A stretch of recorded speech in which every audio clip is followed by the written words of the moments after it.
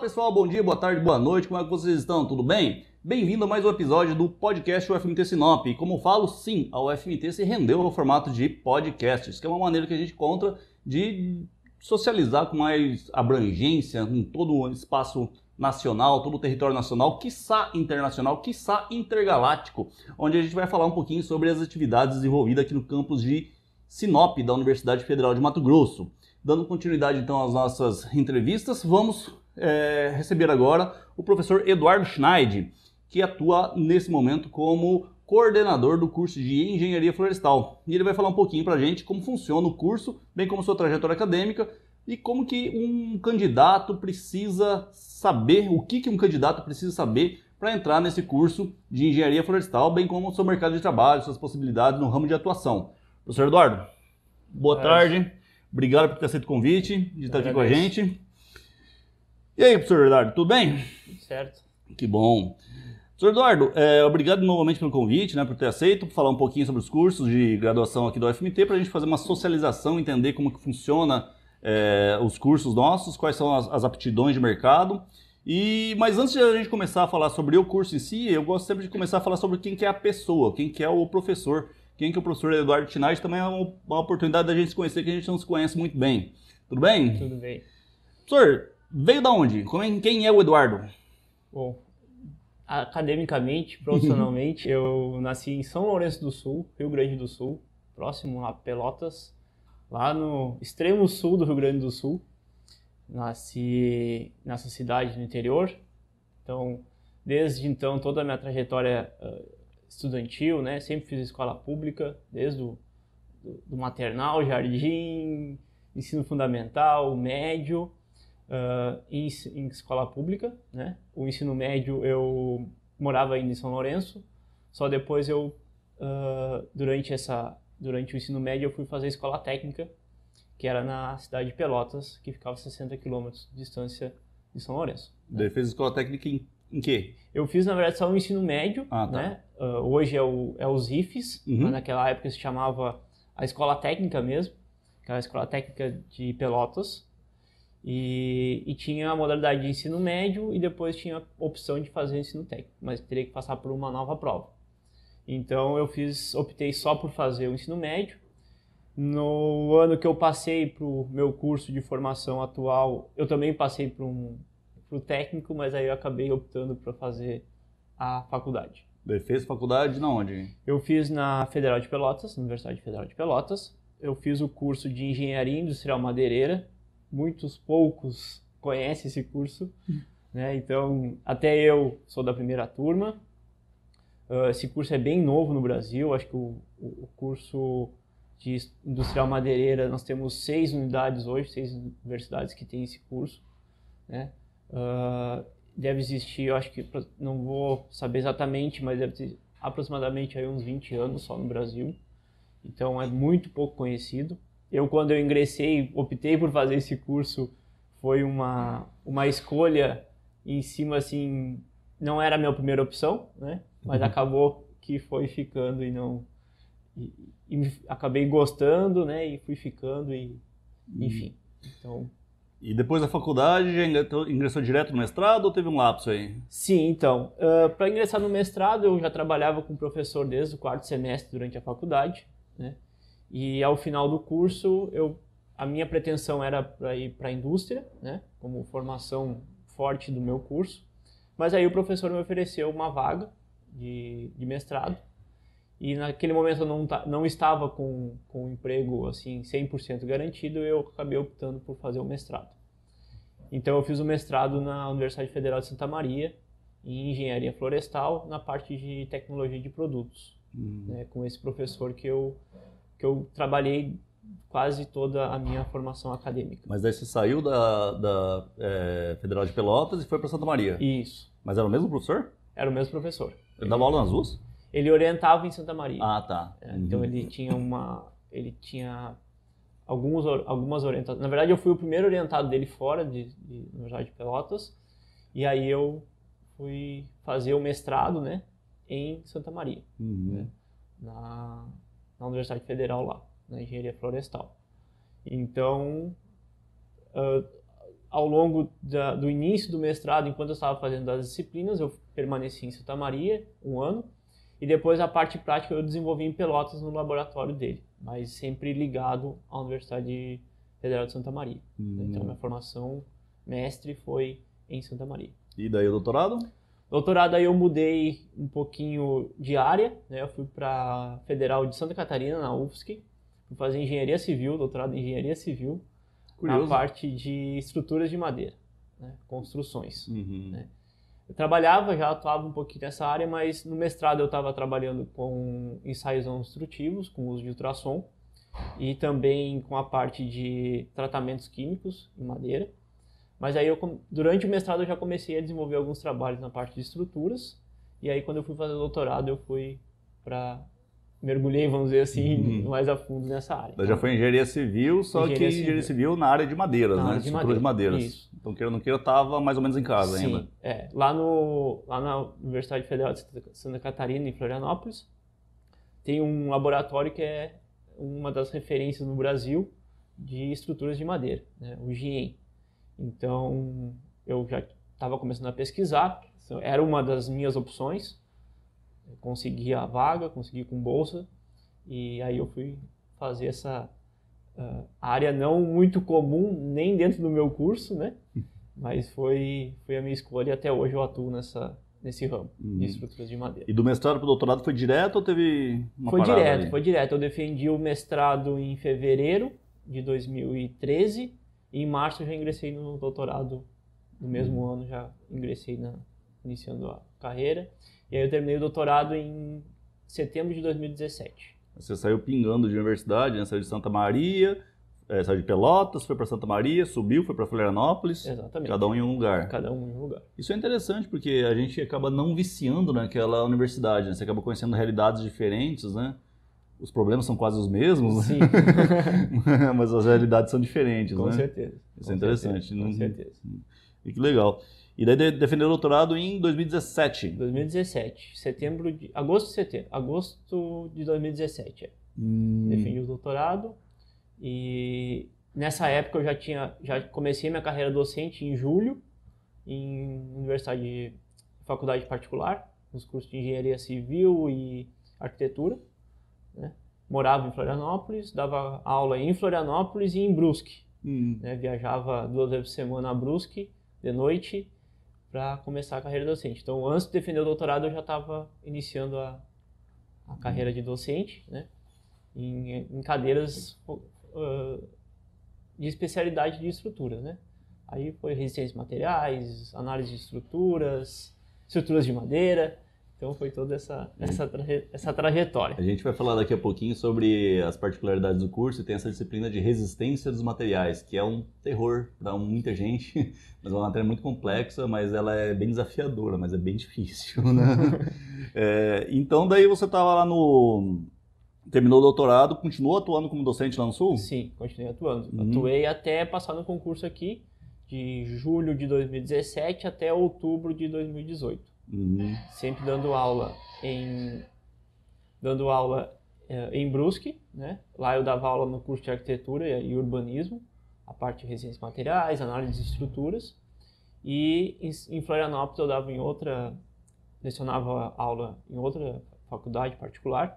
Aí eu dei resistência a materiais, mecânica dos sólidos, estruturas de madeira, na engenharia civil. E essa transição sua, você iniciou a faculdade num curso de bacharelado de tecnologia de madeira. Industrial madeireira. Tecnologia industrial madeireira. Industrial madeireira tem tecnologia ou não? Não, só industrial. Industrial madeireira, né? Que é um curso bem, igual você falou, bem... Industrial. E depois, fazendo mestrado e doutorado, você foi para a área de docência. Você sentiu um conflito interno, assim, de sair de ser engenheiro para ser professor? Foi natural? Porque às vezes as pessoas não... Sim. Então, quando eu saí da universidade, a minha ideia era trabalhar na indústria, né? Na área de serrarias, desenvolvimento de máquinas. Esse era o meu principal objetivo. Depois disso, eu ingressei no mestrado, como eu falei antes. Ao longo do mestrado, quando eu estava no final do primeiro semestre do mestrado, surgiu uma oportunidade justamente na área que eu pretendia trabalhar na indústria, né? Então eu naquela época eu não estava ganhando nem bolsa do mestrado, E aí eu fiquei naquela dúvida, eu ia para a indústria ou desistia do mestrado. E graças a Deus, com conselho de família, de amigos, eu permaneci no mestrado. Um mês depois eu comecei a ganhar bolsa. Então foi vamos dizer assim, são escolhas, né, que a gente tem que tomar. E naquele momento ainda não estava certo da docência, né? O bichinho mordeu lá quando eu comecei a fazer o estágio de docência no segundo ano do mestrado, quando eu entrei a primeira vez na sala de aula, eu comecei a dar aula e já, peraí, eu acho que está aqui. E aí eu comecei a fazer estágio de docência, fiz 2, às vezes participava de aulas com o meu orientador na aula prática e fui desenvolvendo. Aí no doutorado também, sempre pedia para o orientador se eu pudesse praticar a docência, e aí foi meio natural, assim. Você falou uma frase que é engraçada, que é o bichinho mordeu, e isso é realmente o que acontece, né? Eu, quando entrei na faculdade, eu não queria ser professor, não tinha ideia, assim, não tinha nada contra, mas nada a favor, né? Daí eu fui com um colega meu, né? Eu lembro na época, eu fui levar um colega meu na Secretaria de Educação para ele pegar a aula, porque naquela época o Estado do Mato Grosso contratava graduandos, né? Contratava graduandos para atuar como professor devido à escassez de professor, né? E esse meu colega queria pegar a aula e eu levei ele de carona para a Secretaria de Educação para ele pegar a aula. Daí saí de lá com aula para ele e saí de lá com aula para mim. Porque estava sobrando algumas aulas em outras escolas, né? Daí eu acabei pegando aula para mim também. Daí eu comecei a dar aula, o bichinho mordeu, o bichinho picou e a gente gostei de dar aula, né? Daí eu entendi, falei assim, então agora eu quero ser professor, agora eu realmente vou mudar meu plano de carreira, né? Vou mudar um plano de vida. Isso acontece mesmo, são coisas da vida, né? Exatamente. E daí chegou aqui no UFMT de Sinop, veio direto para Sinop ou não? Não, então quando eu fiz o concurso, foi em março de 2018, se eu não me engano, eu fiz para a vaga de Cuiabá, e aí durante o concurso eu acabei ficando em segundo lugar, né? Era uma vaga só, e então a primeira colocada assumiu lá a vaga de Cuiabá, e logo depois entraram em contato comigo aqui da universidade, perguntando se eu tinha interesse de assumir, porque tinha uma vaga aqui, né? Aí foi para redirecionamento e perguntaram se eu tinha interesse em assumir, né? Porque eu já estava... O concurso recente tinha sido colocado para não abrir um outro concurso, né? Eles acabaram aproveitando, né? Já que era a mesma área de estruturas de madeira. Aqui estava sem professor essa disciplina. E aí acabaram me chamando e eu acabei sendo aproveitado, vamos dizer assim, como o segundo colocado do concurso de Cuiabá.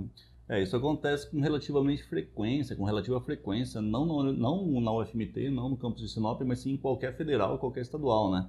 Quando a gente presta um concurso público, né, para docência, normalmente tem um professor que fica em primeiro lugar, né? Normalmente essas vagas para professores de universidades federais são relativamente escassas, né? Então, quando aparece quando surge uma vaga, surge devido à aposentadoria de algum professor ou, infelizmente, devido a algum falecimento de algum professor, né? Dessa vaga ela é aberta, então, e é feito o concurso, né? Realizado o concurso, né? Concurso para professor universitário federal, ele é composto por 3 fases, né? Que é uma primeira prova, que é uma primeira prova escrita mesmo, né? Uma primeira prova escrita, com questões ou não, né? Depende do modelo que é adotado pela instituição, mas você faz uma prova escrita.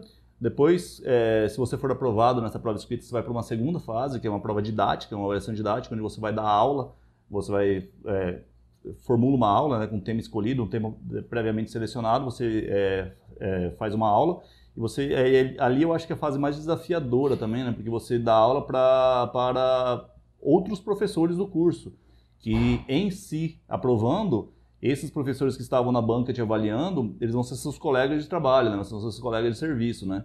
Então são professores que já estão no curso, que já conhecem o curso, que avaliam você para ver se você está apto ou não, se você tem didática, se você consegue, tem domínio do conteúdo, porque muitas vezes a pessoa tem um domínio do conteúdo muito teórico, que ele vai muito bem na prova escrita, mas na avaliação didática ele não consegue transpor esse conhecimento, não consegue explicar, né? Então ele não tem uma facilidade para ser professor, né?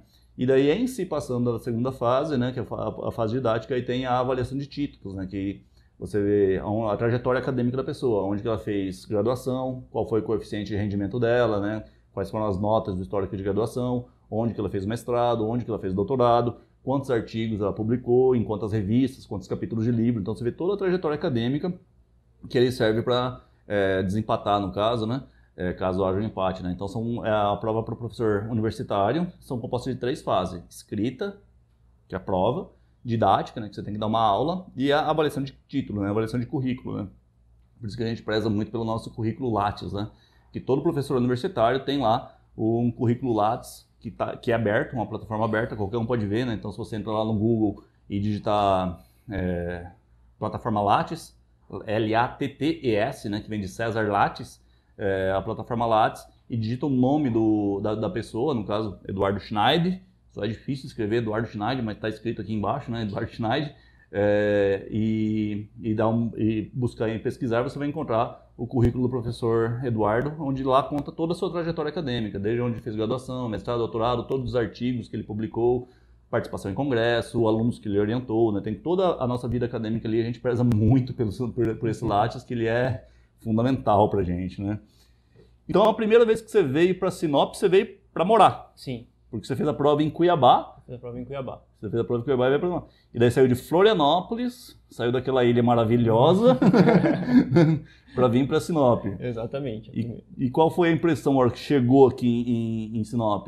Quando eu desci no aeroporto, foi assim... Calor? Calor, o primeiro, né? Veio aquele leve... parecia que eu estava num forno, mas a primeira impressão foi meio chocante, né? Porque eu não... Apesar de eu ter já sempre morei em cidade do interior, né? Mas é uma região muito diferente, né? Apesar de eu estou lá do sul, extremo sul, quase no Uruguai. Então o clima, acho que é o primeiro impacto, né? Então quando eu desci no aeroporto aqui, eu senti assim, vamos ver o que vai acontecer aqui. Mas depois eu já comecei a conhecer a cidade, a impressão foi melhorando, né? A cidade, apesar de distante do restante, vamos dizer assim, ela tem um desenvolvimento muito grande, né? Desde que eu estou aproximadamente 4 anos, já se desenvolveu bastante. Então foi assim, a adaptação em si foi bem tranquila, e até hoje eu estou gostando bastante de estar aqui, não me arrependo em nada de ter vindo para cá. Eu falo isso que estamos, parafraseando Engenheiros do Havaí, né? Estamos longe demais das capitais, né? Estamos muito longe demais das capitais, né? Mas é uma cidade interessante, né? Um estilo de vida, uma cidade planejada, né? Tem um estilo de vida interessante. Eu realmente gosto aqui. E daí chegou no campus de Sinop do UFMT para assumir a vaga de professor universitário e começou já lecionando. Sim, comecei a assumir a disciplina que era da vaga do concurso, né? De estruturas de madeira. Já assumi o laboratório de tecnologia da madeira, né? Já, no primeiro dia já passaram a gestão para mim, né? Porque o professor que estava, ele acabou saindo, por isso que surgiu a vaga. E naquela oportunidade eu peguei a disciplina que estava com o atual coordenador, na época, que era o professor Jair, de recursos energéticos, né? Então eu assumi essas 2 disciplinas lá quando eu cheguei. Que foi a de estruturas de recursos energéticos, e já segui na luta, vamos dizer assim. Que é uma experiência, né? Eu falo para todo mundo, né, que eu hoje sou um professor muito melhor do que eu era há 3 anos atrás.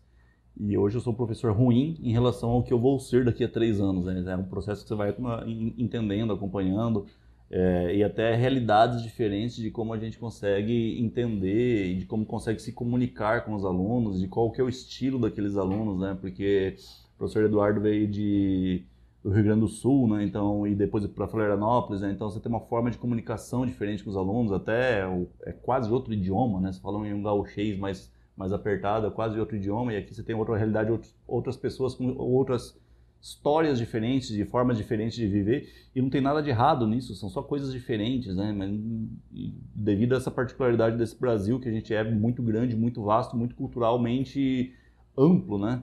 E assumir assumir disciplinas em curso de graduação é desafiador, se bem que o professor Eduardo já tinha experiência prévia disso, né, em universidades particulares, mas também é outra realidade da aula em universidade particular e universidade pública, devido às atribuições, né? Conforme o professor Eduardo falou, ele chegou para assumir as disciplinas e ele também assumiu um laboratório, né? Ele assumiu um laboratório de pesquisa, né? Então você tem, eu brinco que os professores universitários federais, eles trabalham mais amplo, né? Eles têm o ensino de graduação, que é o curso universitário de si. Às vezes eles são professores de pós-graduação também, que é outra realidade, outro aprofundamento teórico, outro aprofundamento prático, né? Outra forma de encarar a ciência. E também a gente faz pesquisa, né? No laboratório de pesquisas, tem laboratório de pesquisa que a gente faz com financiamento público ou externo, e também fazemos extensão universitária, e também temos a parte administrativa, né? Que os professores universitários também fazem, em universidades federais e estaduais, também muitos fazem a parte administrativa, né? Atuando nas diversas instâncias administrativas da universidade, né? Que é o cargo atual que o professor Eduardo se encontra como coordenador de curso de graduação, né? Exatamente. Depois chegou no curso de graduação. E como que foi a experiência de assumir a coordenação de curso? Então, foi bem desafiador, né? Logo quando eu cheguei na UFMT, o coordenador era o professor Jair, ele estava no último ano, e terminando o curso a trajetória de coordenador do professor Jair, ele brincou comigo, você não quer assumir a coordenação? Né? E eu fiquei pensando naquilo, só que naquele momento eu estava recentemente na universidade, estava conhecendo, nem conhecia todos os professores, até hoje eu não conheço muitos ainda, e naquele momento eu fiquei pensando, né? Falei com a minha esposa até, não vou assumir, aí acabei desistindo naquele momento, aí o professor Arlindo assumiu. Só que aí eu me comprometi que depois da gestão do professor Arlindo, eu assumiria, né? É um cargo que quase ninguém quer. Engraçado falar isso, eu sou o coordenador, né? Parece ser um cargo que tem uma importância enorme dentro de um curso, e tem realmente. Parece que é tão concorrido, mas na verdade todo mundo acaba fugindo dele, né? Porque é um desafio enorme, assim, é um impacto que você recebe que ele é tão desafiador que ao mesmo tempo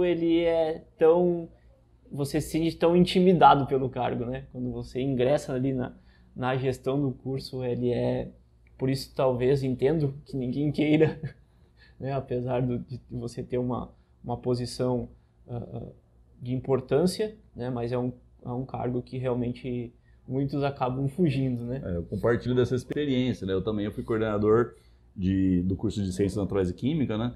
Logo que eu entrei, né? Da mesma forma que tua, né? Estávamos aí no estágio probatório quando assumi a coordenação, e a gente fica um pouco intimidado, né? Porque somos novos, tanto novo de idade quanto novo de casa, né? Exatamente. E você assume um cargo administrativo onde tecnicamente, assim, você vai ser superior àquele professor que já tem anos de trajetória, anos de história, né? E naquele momento você se coloca numa posição que hierarquicamente falando, ele é superior a ele, né? Tem que coordenar ele, né? E às vezes dá uns conflitos, né? Muitos conflitos. Às vezes dá uns conflitos. E sempre, conforme no episódio do professor Breda, que a gente comentou, os cargos de coordenação de curso, de direção de instituto e até de curso, os cargos de pró-reitor do campus, no caso, né? Pró-reitor do campus, né? São cargos eletivos, né? Então é feita uma eleição entre pares, né? Com participação. Os professores votam e os alunos votam, né? Então os alunos também escolhem quem vai ser o coordenador de curso. E diferentemente do que algumas pessoas podem pensar, o coordenador de curso, quando ele está na coordenação de curso, ele não deixa de ser professor. Ele continua sendo professor, né? Ele está na coordenação do curso, porém ele também está em sala de aula, ele também atua em aula e ele também atua em pesquisa, né? Caso deseje, ou também atua em extensão, né?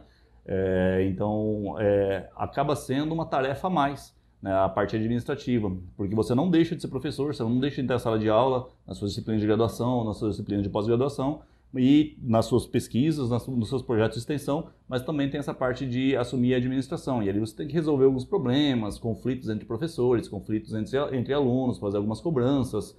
É um cargo bastante complexo, né? E você não deixa as suas atividades antes para assumir a coordenação. Então, por isso que o professor Eduardo falou que às vezes ninguém quer, né? Porque é mais trabalho, acaba sendo mais trabalho. E também existe a ideia de perfil, né? Porque a coordenação de curso ela tem que prezar muito por prazos a serem cumpridos, né? Prazo de lançamento de nota, prazo de lançamento de diários, homologação de horário, né, que tem que fazer os horários do curso, lançar os horários, reserva de sala, e isso tudo está dentro de um calendário acadêmico que tem aquele prazo, aquela data limite que você tem que fazer, né? Então acaba sobrecarregando assim, bastante. Não é um trabalho braçal, mas é um trabalho que mentalmente ele é cansativo, né? Um trabalho bem cansativo.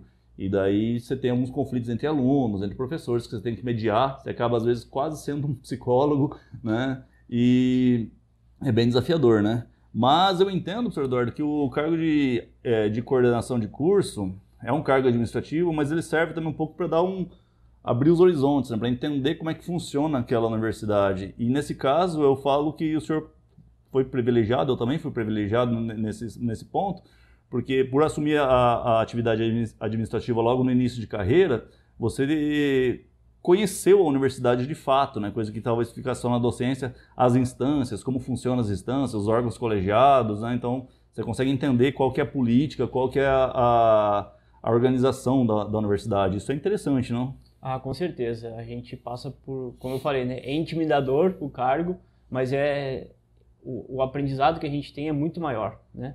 A gente sai com uma outra visão de curso, às vezes até, com certeza, quando eu for me direcionar ao próximo coordenador de curso, eu já vou ter uma outra visão, né? Tem professores que não passam por esse cargo e às vezes não entendem como certas coisas funcionam, né? Essa questão de prazo, não é bem assim para a gente mudar um horário de sala de aula, para a gente mudar um horário, não é questão só de querer, né? Tem uma burocracia, assim como tudo. Então, quando a gente está no cargo de gestão, a gente acaba entendendo muito mais, né, como é que a universidade funciona, como é que a gente atua dentro de uma universidade, como é que funciona toda a burocracia, todo o sistema, e isso com certeza é muito enriquecedor para o restante da carreira, né? Então, talvez, como o Mauro falou, isso vai trazer, né, o restante da carreira acadêmica, com certeza, muito aprendizado. Então, esses desafios acabam engrandecendo e a gente aprende muito no cargo de coordenador, né? Bom, então vamos falar um pouquinho sobre o curso de engenharia florestal e aí vai tirar algumas curiosidades de quem está nos assistindo agora, né? Como que funciona esse curso, vai tirar algumas curiosidades minha também, porque eu realmente não conheço. Eu estava conversando, eu sou amigo do professor Arlindo, que estava na coordenação antes de você. A gente entrou no mesmo concurso na época, né? A gente fez os exames todos admissionais, tudo junto, né? E depois ele falou que ele trabalhava, engenharia florestal, ele trabalhava com queimadas. Eu falei assim, mas não é o contrário? Eu fiquei pensando internamente, né? Por ignorância de não saber como é que funciona, né?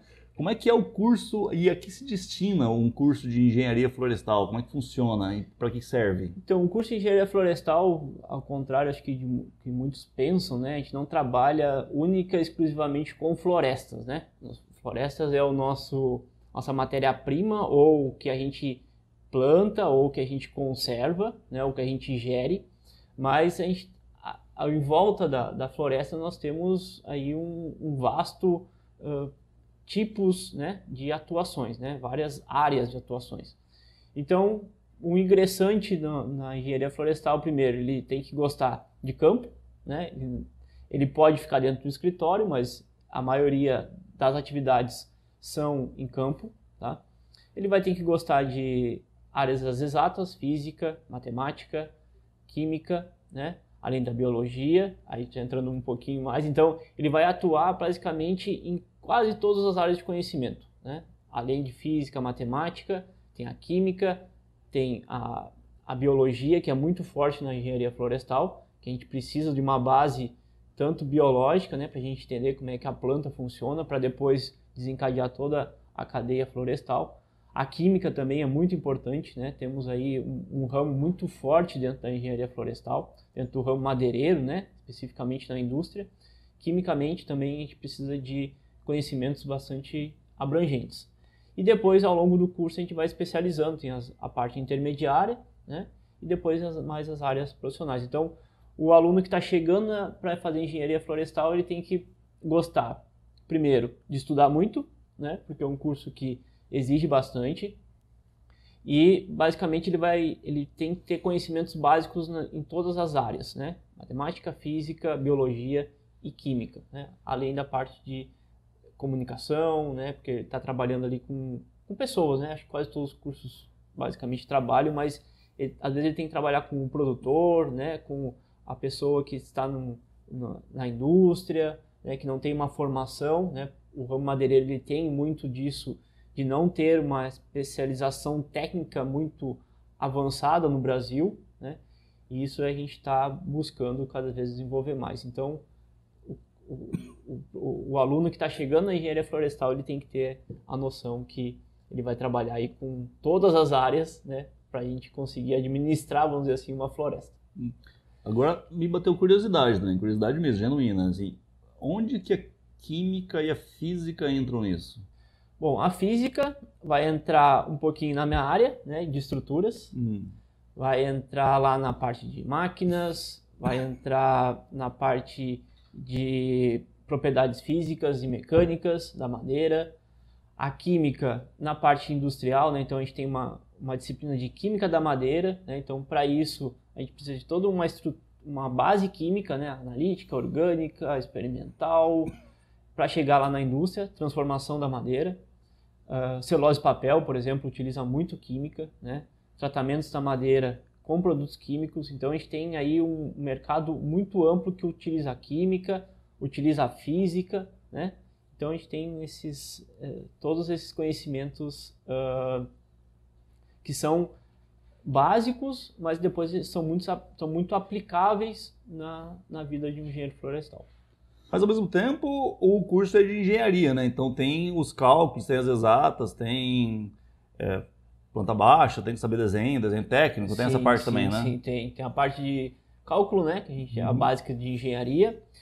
Tem a parte de desenho, né? Que serve lá, por exemplo, para manejo, para projetar uma estrada dentro de uma floresta, para fazer extração, um exemplo, né? Então, tem toda essa parte básica de qualquer engenharia. A engenharia florestal também, ele tem que ter o conhecimento. Eu não sabia que vocês projetavam estrada. Sim. Não sabia. Tem essa atribuição lá na parte de mecanização, né, colheita. Então tem que saber, a gente tem disciplinas, né, que projetam como é que vai ser o transporte quando está fazendo a extração de árvores, por exemplo, tem todo um planejamento, né, de acordo com o relevo, então tem topografia, tem estatística, a gente tem que saber como é que a gente quais são os tipos de máquinas que são mais apropriadas para aquele transporte. Então tem tudo isso, por isso que envolve física, e além da parte biológica, né? A gente tem que saber como é que funciona a planta, como é que a árvore cresce, como é que a gente pode conservar a árvore, né, ou a floresta. Então, a gente não trabalha somente com conservação ou somente com produção, né? A gente conserva, a gente produz, a gente planta, então são áreas, vamos dizer assim, vai da conservação à indústria, né? A gente tem que trabalhar toda essa linha de tudo que envolve a floresta, a engenharia florestal. E quando a gente fala em engenharia, a gente pensa em prédios, né? Pensa em construção. Sim. A engenharia florestal também tem essa aptidão de fazer algumas obras rurais, algumas construções rurais, no caso, ou não? Sim, assim, por curiosidade, a minha disciplina, né? Estruturas de madeira. Claro que ele não vai ter a mesma habilitação do engenheiro civil, né? Mas ele tem que ter conhecimento de como a madeira vai funcionar dentro de uma construção, né? Hoje existe a disciplina de estruturas de madeira e construções rurais, então a gente ensina os alunos como é que se faz um projeto de estruturas de madeira, né? Claro, sempre voltado para a área de construções rurais, então de pontes, galpões, toda essa linha, o florestal também tem atribuição, né? Quando vai para a área civil, meio de cidades, aí já parte mais para o engenheiro civil, mas a engenharia florestal também tem essa atribuição de estruturas de madeira, então a gente também tem esse engenheiro dentro da florestal. Mas vocês conseguem fazer uma planta de uma casa, calcular a estrutura, por exemplo, de uma casa, assim, de madeira, né? Sim, exatamente. Esse é o propósito da disciplina, né? A gente não aprofunda tanto, talvez, numa análise de uma estrutura, né? Então, se você for analisar uma estrutura de concreto e uma estrutura de madeira... É totalmente diferente. A análise estrutural é a mesma, a base. Mas quando você começa a projetar, né, os elementos, aí sim você precisa de um vasto conhecimento da madeira para você conseguir projetar. Então, hoje, até um mercado que eu chamo bastante atenção para os meus alunos, que é um mercado que está sendo... eu aposto, e isso é consenso no Brasil e no mundo, né? que o mercado de construções de madeira vai ser ainda um grande, não sei se o substituto do concreto, mas vai chegar quase a entender o mesmo tipo de conceito, né? Hoje nós temos aí prédios de madeira, né? 18, 20 andares, né? Sendo construídos pelo mundo. No Brasil a gente está iniciando, a gente está engatinhando, né? Mas tem países aí como Finlândia, Japão, Estados Unidos, Canadá, Austrália, que já constroem prédios aí hoje eu não sei exatamente o prédio mais alto, mas a gente tem projetos aí de mais de 30 andares, né? De madeira sendo construídos no mundo. 30 andares de madeira? Hoje sério? Projetos, eu não sei se exatamente estão prontos, mas assim, prédios prontos, o mais alto acho que tem 20 e poucos andares. Prontos? Prontos. Prédio de madeira, Isso, 20 andares? Isso. Caramba, não tinha a menor ideia que isso existia, cara. Então, tem países aí que estão na vanguarda disso, né? E o Brasil está começando a fazer isso, né? Graças ao desenvolvimento de produtos à base de madeira, né? A gente tem uma resistência ainda, né? Casa Sim. nossa, a gente faz, aqui no Brasil, né, construímos casas tradicionalmente de tijolo, agora está entrando bloco de concreto, né? Em regiões mais densamente populosas, o bloco de concreto já é bem comum, né? Porque não tem barro, né? Não tem uma argila, né, para fazer, né? Mas no interiorzão, assim, é mais tijolo mesmo, né? E é uma obra pesada, né? Estruturalmente falando, ela é pesada, né? E quando vem o pessoal de fora dos Estados Unidos, eles não entendem por que a gente faz uma obra tão pesada. Mas tem furacão aí, né? Porque você está fazendo uma estrutura para aguentar um tornado, né? E não, né? Não tem necessidade, né? E é justamente onde a estrutura de madeira entra, né? É uma madeira, uma construção leve, limpa, né?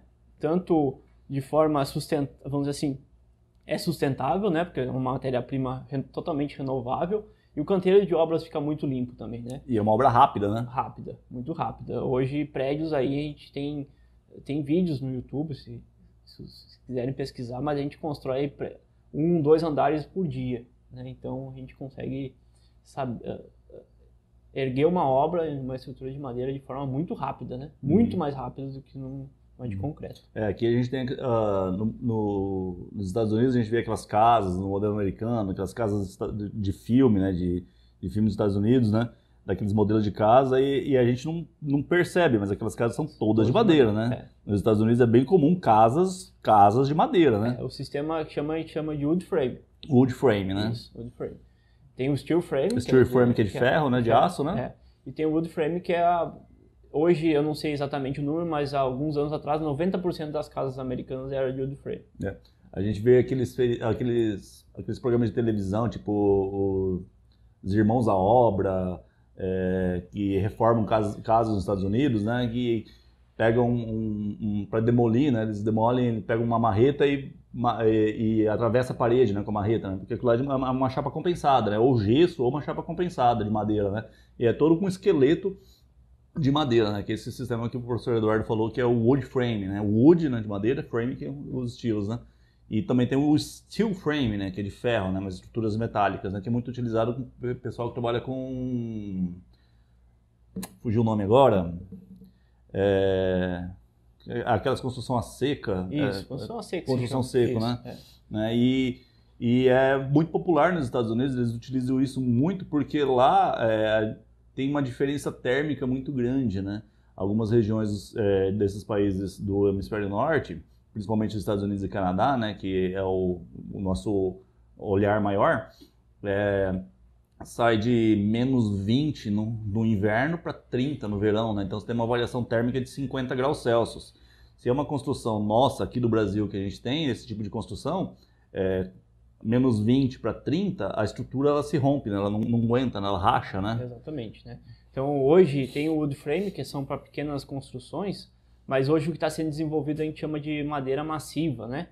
Que são produtos desenvolvidos à base de madeira, né? E a gente tem painéis específicos para isso. A gente tem o painel CLT, que é o Cross Laminated Timber, né, que é a madeira laminada colada cruzada, e a madeira lamelada colada, né, que é o MLC. Então já estamos num processo agora de wood frame é uma construção leve, né? E quando a gente está trabalhando com esse CLT e MLC, a gente trabalha com construção pesada, né? De estrutura mesmo, fazer viga, pilar, tudo de madeira, né? Paredes, então com madeira maciça, né? Só que passa por todo um processo de industrialização.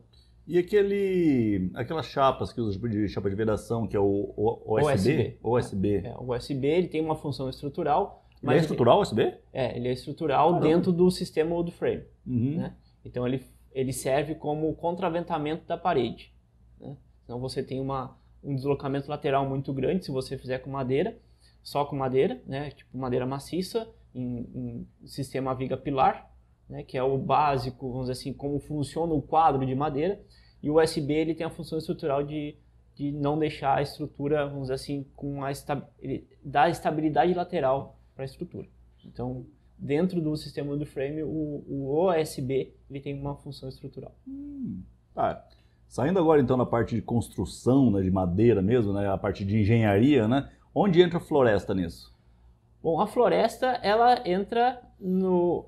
vai fornecer a matéria-prima, né? Só que a gente tem que pensar também que a gente tem que ou produzir, né, a partir de plantios, né, ou manejar a floresta de forma sustentável, né, não que acabe com uma devastação, né, um desmatamento que de forma descontrolada e nociva à natureza. E tem a parte também de conservação, né? Tem certos locais que a gente não vai poder explorar a floresta, né? Então, perto de nascentes de rios, à margem de rios, então tem legislação para isso. Então, a floresta ela entra nesse... Né, é complexo, né? A gente tem a função também de produzir a matéria-prima, que seria a madeira, só que ao mesmo tempo a gente tem que conservar de forma consciente. Então, dentro do curso, nós temos também essas áreas, né? De conservação, tem a parte de manejo, que a gente, vamos dizer assim, escolhe quais árvores a gente vai tirar da floresta, tudo de forma pensada, racional, né? Ao mesmo tempo, tem partes de floresta que a gente não pode explorar nem por manejo, né? Então, a gente tem que conservar, como é que a gente conserva isso, por que a gente conserva, quais são as leis que regem. Então, tudo isso, além disso, a gente tem que saber um pouco de direito também, né? Tem lá uma disciplina de legislação florestal, inclusive eu já lecionei ela também, logo quando eu iniciei a docência, no segundo semestre. Então tem leis, né, para a gente saber como é que a gente conserva a floresta, né? Por que uma propriedade rural não pode simplesmente acabar com toda a floresta e fazer o plantio de soja, de milho, né? Tem áreas que a gente tem que preservar. Isso dentro da engenharia florestal a gente também vê essa parte de legislação legal, né? Como é que a gente conserva, qual é a melhor maneira de fazer, ou às vezes recupera uma área, né? Um foco bastante grande aqui da engenharia florestal de Sinop é a recuperação de áreas, né? Então uma área às vezes está totalmente degradada, como é que a gente faz essa recuperação usando a floresta, né? Então tem todas essas, a gente atua, vamos dizer assim, tanto enxerga a madeira como produtor, né? Produzir a matéria-prima, mas também na parte de conservação.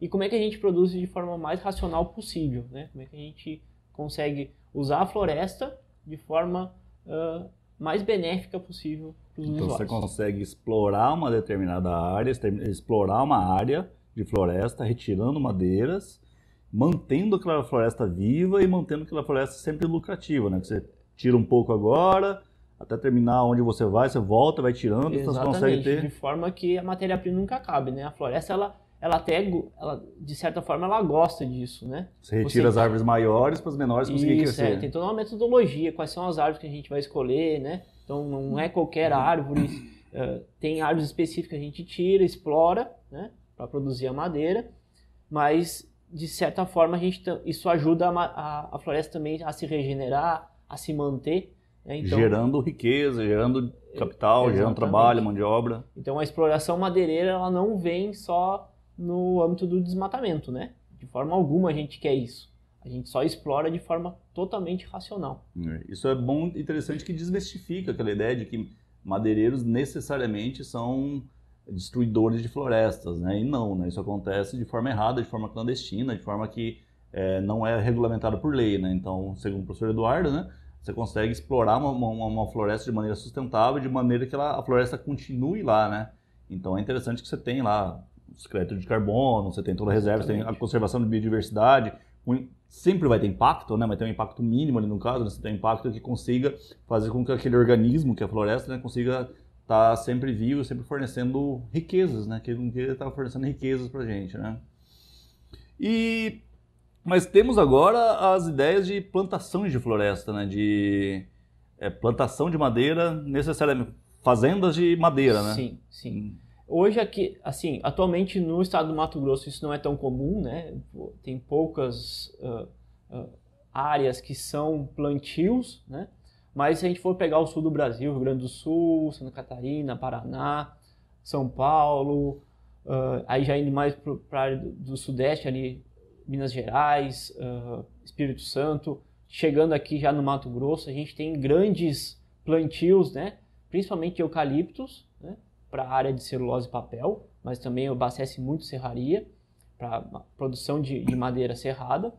E tem a parte de plantação de pinos, né? Que também serve mais para a área de serrarias, mas tem uma parte também aí para celulose e papel, que são as duas principais áreas que se destinam à madeira, né? De plantio. Hoje já está chegando no Mato Grosso, e isso é uma aposta do mercado, que vai começar a se chegar também a esses plantios, principalmente de eucalipto, mas aí destinado mais à produção de energia, né? Hoje a gente tem um boom, vamos dizer, de mercado de usar a madeira como energia, né, para produção de vapor em caldeiras, e aí geração de energia elétrica ou manutenção de indústrias, né? Então hoje ainda se explora muito madeira nativa, de forma tudo dentro da lei, né? Tem áreas que podem ser desmatadas e são transformadas, isso em cavaco, né? Em biomassa florestal, mas a floresta plantada também vem vamos dizer assim, nessa corrente, né? Você planta madeira, árvores, né? Para produzir biomassa florestal. Então no sul do Brasil é mais comum plantios, né? É comum isso. A gente trabalha basicamente com madeiras plantadas, né? Árvores plantadas. Aqui já no estado do Mato Grosso é o contrário, né? A gente está mais acostumado com a madeira nativa, floresta amazônica, né? Exploração desse tipo de floresta. Mas isso é um cenário que está chegando, né? No estado do Mato Grosso do Sul isso já é uma realidade. Nós já temos aí fábricas, eu não sei se é o certo, mas são 4 ou 5 fábricas de celulose e papel já, né? Instaladas ou sendo instaladas. E celulose e papel ela trabalha somente com floresta plantada. Ela não corta a árvore nativa, tá? Por uma questão totalmente, além de sustentável, você não tem como você produzir papel a partir de floresta nativa. É tecnicamente inviável economicamente. Ah, é? Você não consegue, não tem como... você não tem... Se você for cortar a floresta amazônica para produzir papel, com certeza a indústria vai ter só prejuízo, porque não tem por que fazer isso, né? Você precisa de uma matéria-prima totalmente qualificada para aquela área. Então o tipo de madeira para papel, a madeira de floresta não serve. A floresta nativa não tem por que você fazer isso, né? Não tem equipamentos não funcionam, as técnicas não são para isso. Então, celulose e papel ela produz única e exclusivamente madeira plantada, né? Principalmente aqui no Brasil de eucalipto. Mas você falou das plantações de eucalipto, né? Que são plantações de floresta, né? O pessoal fala de silva pastoril, né? Silvia, né? Sim. E sim, no sul tem bastante, em São Paulo tem bastante, Mato Grosso do Sul tem bastante, e está chegando no Mato Grosso. Mas não tem um problema de adaptação dos clones de eucalipto para a nossa diferenciação de solo e temperatura e ciclos de água, ciclos de chuva? Sim. Tem isso que tem que desenvolver ainda? Tem muito, e isso também é um dos mercados campos da florestal, que é o desenvolvimento genético. Né? Desenvolvimento genético e adaptação o Brasil é um dos pioneiros de desenvolvimento de genética de eucaliptos, né? Então a gente tem aí o Brasil é referência mundial nisso, de desenvolvimento de adaptação do eucalipto, que não é uma floresta nativa, não é uma planta nativa do Brasil, é uma exótica, e isso é desenvolvido geneticamente para essa adaptação de clima, de solo. Então isso também é um mercado que mexe muito, né? Aqui no Mato Grosso é muito diferente do clima lá do Rio Grande do Sul, por exemplo. Então precisa de desenvolvimento genético para que a árvore se desenvolva aqui de forma a ser produtiva. Então a florestal também tem essa o engenheiro florestal também atua nesse ramo de melhoramento Também é um genético. campo de trabalho, né? Um campo de Exatamente. atuação no desenvolvimento de plantas. E agora uma outra curiosidade mesmo. É legal essa entrevista que eu estou descobrindo um monte de coisa que eu assisto no Globo Rural e não sei, sabe? Assisto nos programas de TV e não sei. Teve, eu não sei se ainda tá, mas pelo menos quando eu li, tinha aquele boom lá do tal do mogno africano. Fala um pouquinho o que é isso. O mogno africano é uma espécie, né? Uma espécie florestal, que ele hoje está começando a se desenvolver alguma coisa de melhoramento e ele está começando a ser plantado de forma a produzir floresta. Então ele também é uma das espécies que não chega nem perto da quantidade de plantios de eucalipto e de pinos no Brasil, mas é uma das espécies que também serve para floresta plantada.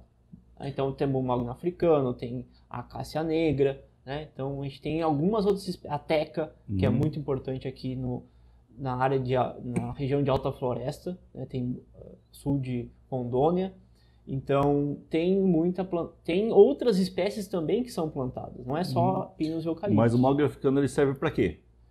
Ele tem, basicamente, hoje ele se utiliza para madeira serrada, né? Serraria, né? Produção de madeira para construção, para produção de imóveis.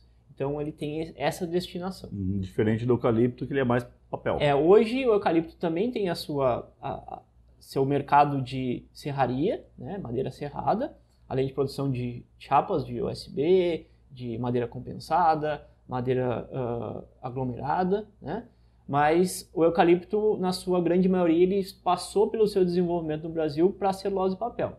O mogno africano ele já é voltado mais para a área de produção de madeira serrada. Madeira serrada mesmo. Isso. E a teca? A teca também. A teca ela é muito utilizada para exportação, né? Madeira serrada, que é uma madeira bonita, madeira resistente. Então, hoje os produtores, na sua grande maioria, exportam, né? Ou madeira serrada ou em tora. Mas o viés, assim, o maior mercado da teca é madeira serrada também. Aí tem as diversas destinações, principalmente para a produção de imóveis de alto valor agregado. Imóveis mesmo. Isso. E o tempo? Quanto tempo? Plantei um pé de eucalipto, plantei um pé de teca, plantei um pé de mogno africano. Quanto tempo demora para cortar? Depende muito para que você vai utilizar. Por exemplo, se você vamos pegar o eucalipto que a gente tem maior desenvolvimento e maior tipos de uso, né?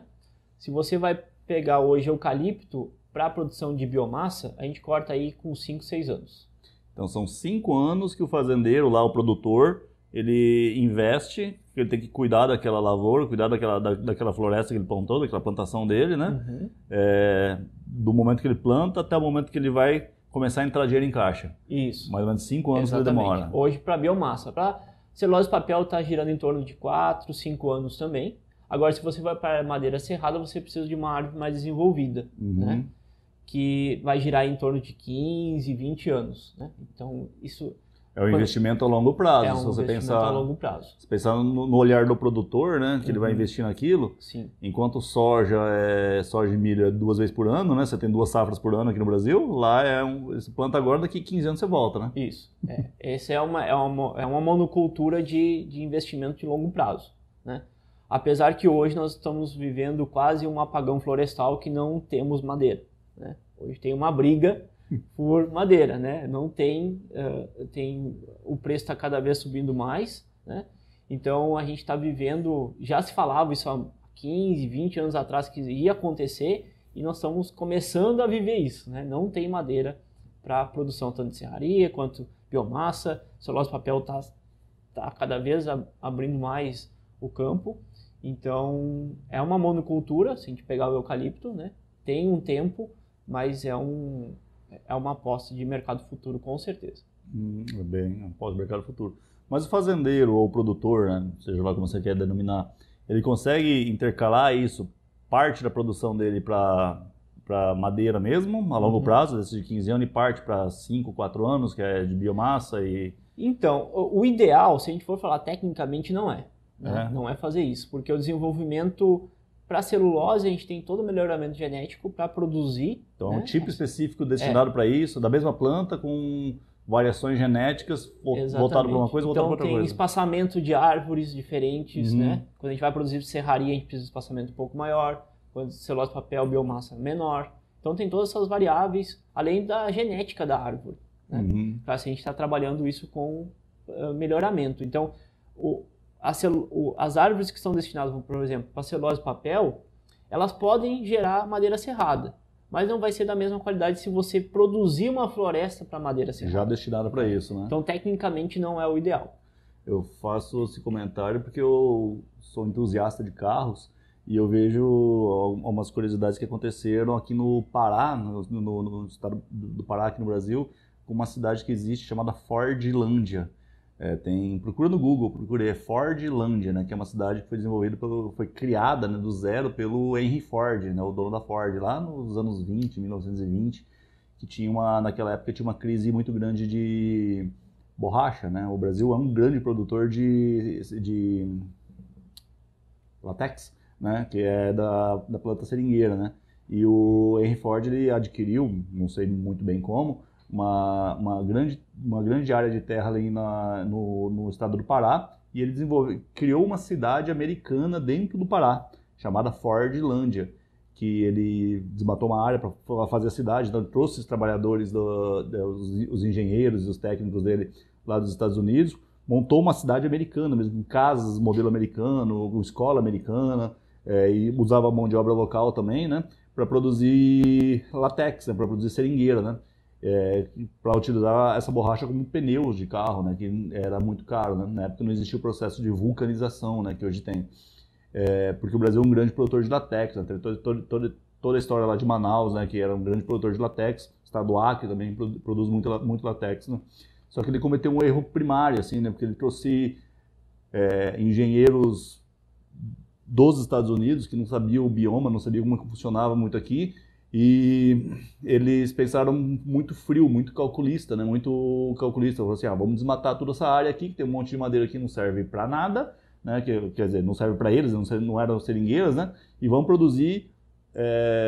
plantar seringueiras, unicamente seringueiras, né, para produção de látex, né. A cada 5 metros coloca uma árvore, estou jogando números fictícios, tá? Não sei exatamente quanto que era.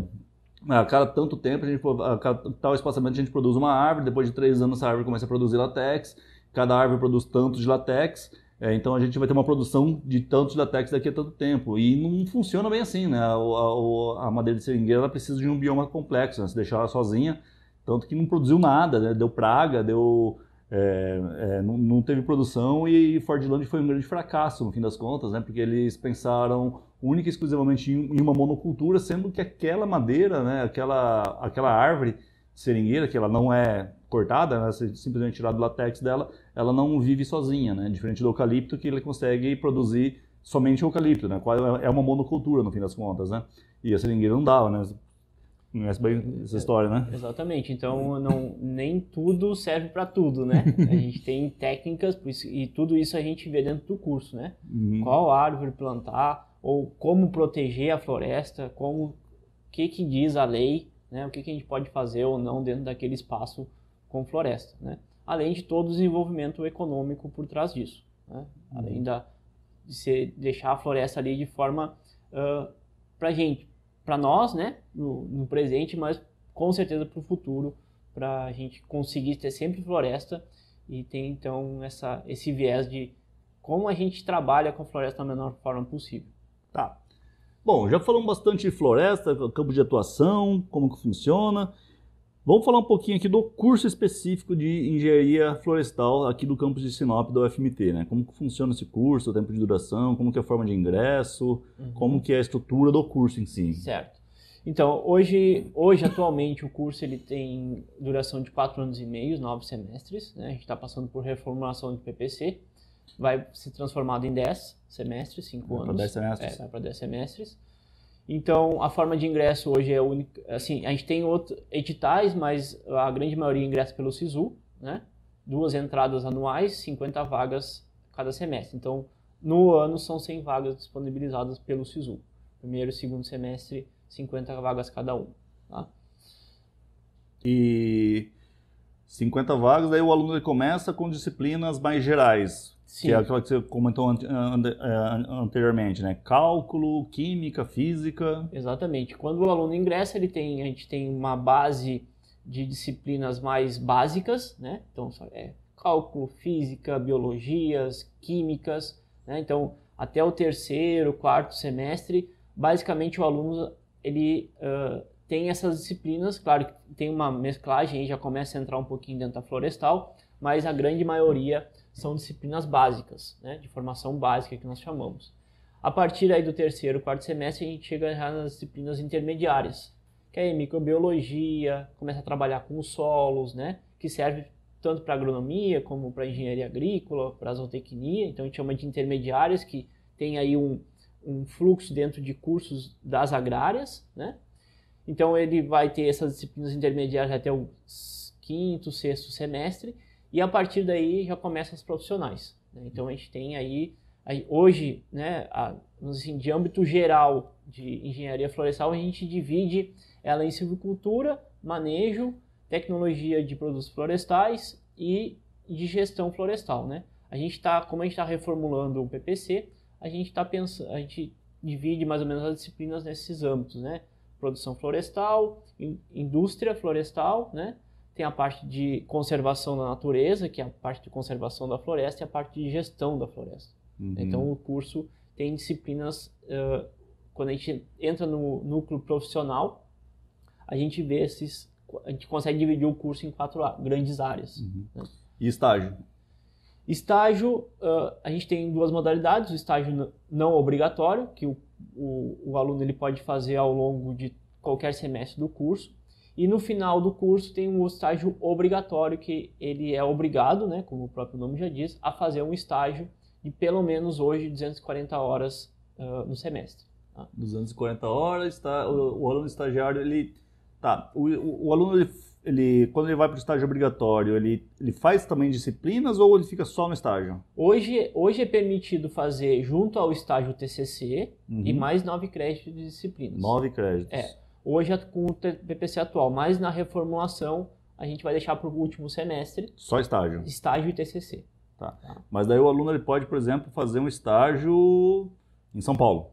Pode. Se ele quiser, ele vai lá para uma dessas grandes produtoras de celulose, consegue ir para lá fazer o estágio, desenvolver o estágio fora daqui. Sim, pode sim. O estágio obrigatório que permite normalmente, né? Porque normalmente, se o aluno ele quer sair para estágio fora, né, da cidade, ele preferencialmente que ele já tenha concluído todas as disciplinas, né? Dá para fazer o TCC porque às vezes pode estar vinculado ao estágio. Agora, quando o aluno ele deixa de fazer o estágio junto com outras disciplinas, já pode ser um limitante. Uhum. Então, a gente tem uma limitação hoje pela lei dos estágios, né, de 30 horas semanais. Abre-se aí uma brecha, passando por aprovação de colegiado, para 40 horas. Tá? Uhum. Por isso que é permitido ainda fazer 9 créditos junto com TCC e estágio.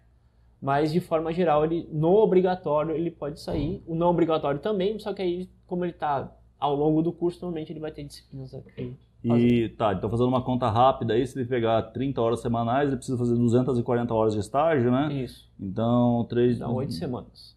8 semanas? 2 meses de estágio. Isso, 2 meses de estágio. O mínimo, né? O mínimo. O mínimo. Hoje, no novo PPC, a gente vai baixar um pouquinho esse mínimo para 160, porque a gente vê que isso é uma escolha do aluno, né?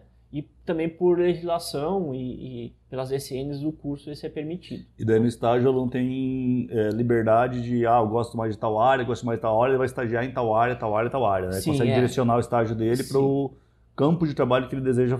É o ideal, né? Que o aluno sempre tem que estar ligado a alguma das áreas que é a atuação florestal. Então, a gente é exigido que seja um orientador, né? Tem esse acompanhamento de um orientador de estágio. Orientador de estágio, que é um professor da UFMT, né?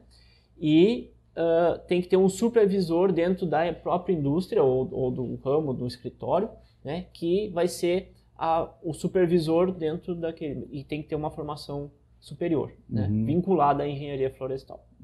Vinculada, não necessariamente não necessariamente um engenheiro florestal, pode ser um engenheiro ambiental. Tecnologia de madeira. Pode ser, né? Mas tem que ter uma vinculação direta com a florestal. E o mercado de trabalho hoje, para esse futuro profissional que é egresso da UFMT, quando ele saiu daqui da UFMT, é promissor?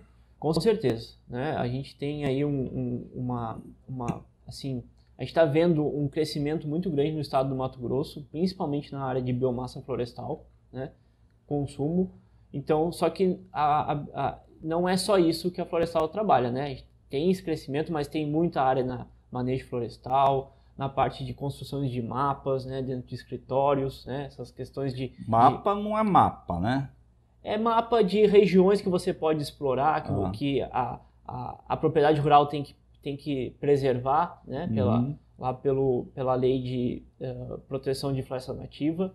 Então, você não, hoje, dentro de uma área agrícola, né, ou de uma propriedade rural, você não pode explorar 100% da área. Você tem que limitar, dependendo da região, limitar a conservação, né? Então, isso o aluno também, quem vai fazer estágio, é um mercado de trabalho que muitos alunos partem para isso, né? De regularização fundiária. Exatamente. Daí você faz o georreferenciamento, que vê a topografia do local, a área que pode, a área que não pode, a área que você pode. Hoje é você pode destinar para pecuária, pode destinar para agricultura, essa parte é de reserva, né? A reserva que é permanente, reserva que é aproveitável. Exatamente. Então esse é um mercado que muitos dos alunos acabam indo, né? Aqui em Sinop, principalmente, tem muitos escritórios que trabalham com isso. Além das outras, né? Da parte da indústria, serraria, principalmente. Tem a parte de manejo florestal, que é muito forte, né? Então é aquela parte de saber qual é a árvore dentro da floresta que eu posso explorar, como é que eu exploro melhor. Tem toda a parte de legislação também referente a isso, né? Aqui no estado do Mato Grosso nós temos a SEMA, que é a Secretaria do Meio Ambiente. Então tem toda a documentação para você conseguir explorar a madeira. E tem a parte de silvicultura, né? Que aí o estado do Mato Grosso ainda não está nesse crescente, mas a gente acredita que tem tudo para crescer. Mas se é uma crescente, que é um potencial, né, é um mercado futuro, né? Uma projeção que você fala assim, é um campo que vai... Hoje não existe, mas eu entrei no curso agora. A hora que eu sair, esse mercado de trabalho vai existir. Com certeza. Isso no estado do Mato Grosso, né? Agora, em outros estados aí mais para o sul do Brasil, isso já é uma realidade e isso acontece de forma... É o principal mercado de trabalho do engenheiro florestal, né? É silvicultura e manejo. Né?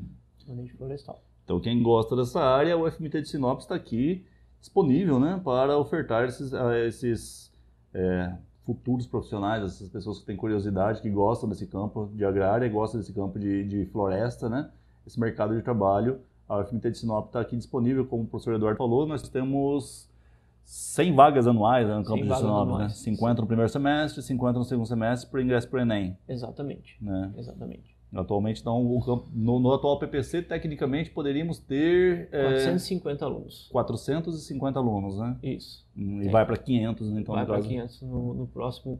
quando a gente renovar o PPC. Que vai acontecer isso dentro dos próximos anos. Aí a gente está na... Só uma dica aí, eu falo PPC um monte de vezes, né? PPC é Projeto Pedagógico do Curso, tá? Então, é o que rege o curso, mostra lá quais são as disciplinas, quais são as cargas horárias, quais disciplinas você vai ver primeiro, é toda a organização do curso, né? Todo curso tem um PPC, né?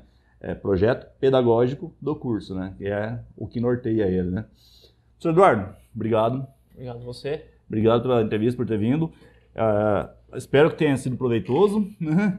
E para você que gostou da entrevista, dá um like, inscreva-se no canal. A gente passou pela primeira entrevista com o professor Breda, né, que é o atual pró-reitor do curso, e agora a gente vai fazer uma série de entrevistas, né, convidando os coordenadores de curso de graduação aqui do campus de Sinop da UFMT, né, onde a gente vai falar sobre todas as potencialidades, todos os cursos, as características do curso. Se você gostou do curso de Engenharia Florestal, é uma oportunidade para você.